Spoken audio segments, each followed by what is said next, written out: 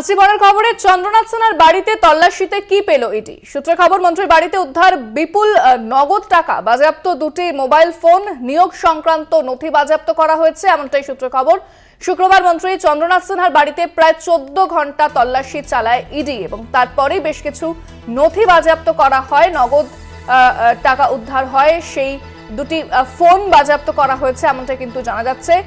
মন্ত্রীর বাড়িতে উদ্ধার বিপুল নগদ টাকা,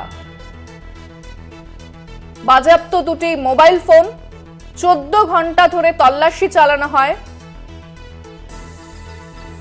আমরা জানি গতকাল ইডি আধিকারিকরা চন্দ্রনাথ সিনহার বাড়িতে পৌঁছন এবং তারপর দিনভর চলে তল্লাশি, প্রায় 14 ঘন্টা তল্লাশি চালানো হয়েছে ইডির পক্ষ থেকে। এরপরেই বেশ কিছু তথ্য উঠে আসছে, যেখানে নিয়োগ সংক্রান্ত কিছু নথি বাজেয়াপ্ত করা হয়েছে, এমনটাই জানা যাচ্ছে ইডি সূত্রে। এছাড়া মন্ত্রীর বাড়িতে উদ্ধার বিপুল পরিমাণ নগদ টাকা, দুটি মোবাইল ফোনও বাজেয়াপ্ত করা হয়েছে মন্ত্রীর। ফোনে রয়েছেন আমাদের প্রতিনিধি মনা বীরবংশী। মনা, বেশ কিছু জিনিস উদ্ধার হয়েছে মন্ত্রী চন্দ্রনাথ সিনহার বাড়ি থেকে, কি জানতে পারছো? দেখো ইন্দ্রাণী, একেবারেই তাই।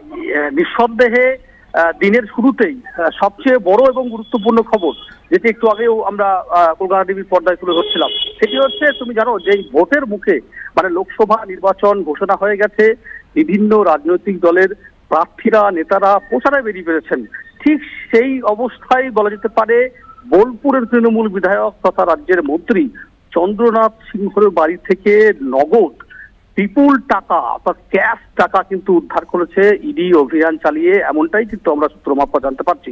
পাশাপাশি তুমি জানো যে বিশেষ করে শিক্ষা নিয়োগ দুর্নীতি যে অভিযোগ চন্দ্রনাথ সিংহের বিরুদ্ধে এসেছে, তুমি জানো যে কুন্তল ঘোষ, তাপস মণ্ডল, তাদেরকে জিজ্ঞাসাবাদ করার পর বিশেষ করে চন্দ্রনাথ সিংহের নাম উঠে আসে। কুন্তল ঘোষের ডায়েরিতে চন্দ্রনাথ সিংহের নাম থাকে, সেই সুবাদেই মূলত তার বাড়িতে হানা দিয়েছিল এবং গতকাল যখন রাত্রি বলা যেতে পারে 10:30টার পর যখন ইডির আধিকারিকরা যখন বাড়ি থেকে বেরোছিলেন, তখন তারা বেশ কিছু ব্যাগ ভর্তি নথি, বেশ কিছু মূল্যবান জিনিস তারা কিন্তু নিয়ে বেরোচ্ছিলেন। এবং এদিন দেখো আমরা ইডি সূত্রে জানতে পারছি যে প্রায় বিপুল পরিমাণে এই নগদ অর্থ উদ্ধার করেছে। এখন প্রশ্ন হচ্ছে যেটা, গতকাল যখন ইডির তদন্তকারী অফিসাররা যখন মন্ত্রী চন্দ্রনাথ সিংহকে জিজ্ঞাসা করেছিল যে এই টাকা কোথা থেকে এলো, এই টাকার উৎস কি, তখন তিনি কিন্তু কোন রকম কোনো কিছু সদুত্তর দিতে পারেননি, এমনটাই কিন্তু আমরা ইডি সূত্রে জানতে পারছি। পাশাপাশি দেখো আরো একটা গুরুত্বপূর্ণ বিষয়, সেটি হচ্ছে যখন গতকালকে যখন ইডি অফিসাররা বেরিয়ে গেলেন, তখন মন্ত্রী চন্দ্রনাথ সিংহ তিনি সংবাদ মাধ্যমের মুখোমুখি হয়েছিলেন এবং সেই সময়ে তিনি বলছেন যে আমি সমস্ত রকম দিক থেকে সহযোগিতার হাত বাড়িয়ে দিয়েছি তদন্তের স্বার্থে। তবে অবশ্যই দেখো এই যে নির্বাচনী প্রাক্কালে দাঁড়িয়ে মন্ত্রীর বাড়ি থেকে নগদ টাকা, এই বিপুল পরিমাণে অর্থ উদ্ধারকে ঘিরে রীতিমতো শহর বোলপুর তো বটেই, বীরভূম জেলা জুড়ে কিন্তু চাঞ্চল্য। দেখো এই মুহূর্তে দাঁড়িয়ে আমরা রয়েছি চন্দ্রনাথ সিংহের বাড়িতে। আমরা দেখতে পাচ্ছি যে প্রচুর শুভাকাঙ্ক্ষী মন্ত্রী চন্দ্রনাথ সিংহের যারা রয়েছেন, বিশেষ করে শুভাকাঙ্ক্ষী, তার পরিচিত দলীয় নেতা, তারা কিন্তু এসেছেন, দেখা করছেন এবং তাদের সূত্রে জানতে পারছি যে মন্ত্রী নিজে এই মুহূর্তে দাঁড়িয়ে একটা বড় চাপের মধ্যে রয়েছেন যে হঠাৎ করেই এ ধরনের ইডি হানা। তোমাকে থামাবো, আমাদের সঙ্গে এই মুহূর্তে ফোনে রয়েছেন বিজেপি নেতা রাহুল সিনহা, আপনাকে স্বাগত জানাবো। চন্দ্রনাথ সিনহার বাড়িতে আমরা জানি গতকাল যে ইডি গিয়েছিল, তল্লাশি চালিয়ে বেশ দুটি ফোন উদ্ধার করা হয়েছে, বাজেয়াপ্ত করা হয়েছে, নগদ টাকা উদ্ধার হয়েছে এবং কিছু নথি বাজেয়াপ্ত করা হয়েছে, কি বলবেন এই বিষয়ে?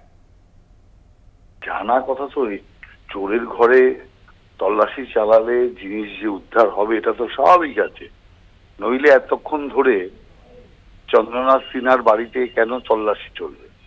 নিয়োগ দুর্নীতির পুরো কানেকশন ওখানে পেয়ে গেছে, অতএব নিয়োগ দুর্নীতির কানেকশন যদি পায়, নিয়োগ দুর্নীতির অর্থও তো থাকবে। অতএব আমি মনে করি কিভাবে এরা সাধারণ মানুষকে ঠকিয়েছে, সাধারণ মানুষের যে নৈতিক অধিকার পর্যন্ত হরণ করেছে এবং গুরুপথ পর্যন্ত বিক্রি করেছে, এর সাজা তো এদেরকে পেতেই হবে, এটা বাংলার মানুষের দাবি।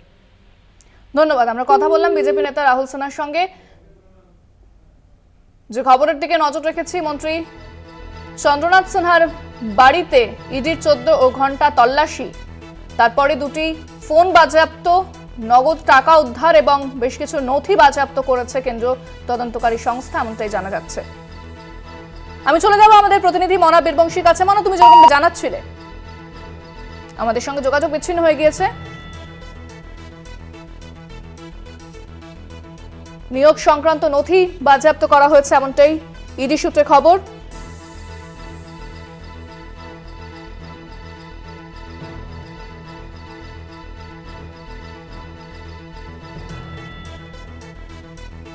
মন্ত্রীর বাড়িতে উদ্ধার নগদ টাকা, বাজেয়াপ্ত দুটি মোবাইল ফোন।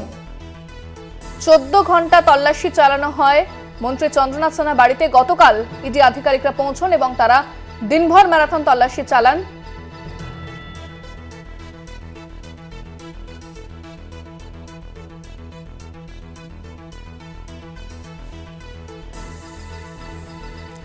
ফোনে রয়েছেন আমাদের সঙ্গে তৃণমূল মুখপাত্র শান্তনু সেন। আপনাকে স্বাগত জানাবো।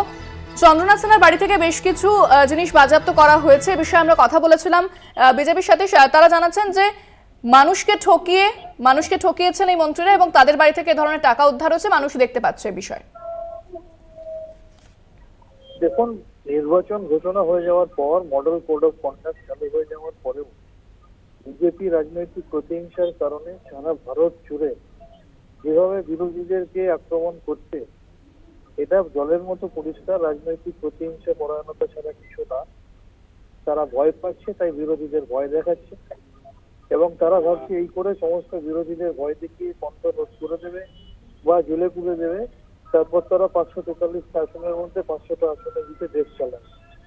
সেই কারণেই দেশের মানুষ তাদের হারানোর জন্য মানসিক প্রস্তুতি নিয়ে নিয়েছে, সেটা তারা হয়তো ভেতর ভেতর বুঝতে পারছে। ধন্যবাদ। আমরা কথা বললাম তৃণমূল মুখপাত্র শান্তনু সেনের সঙ্গে।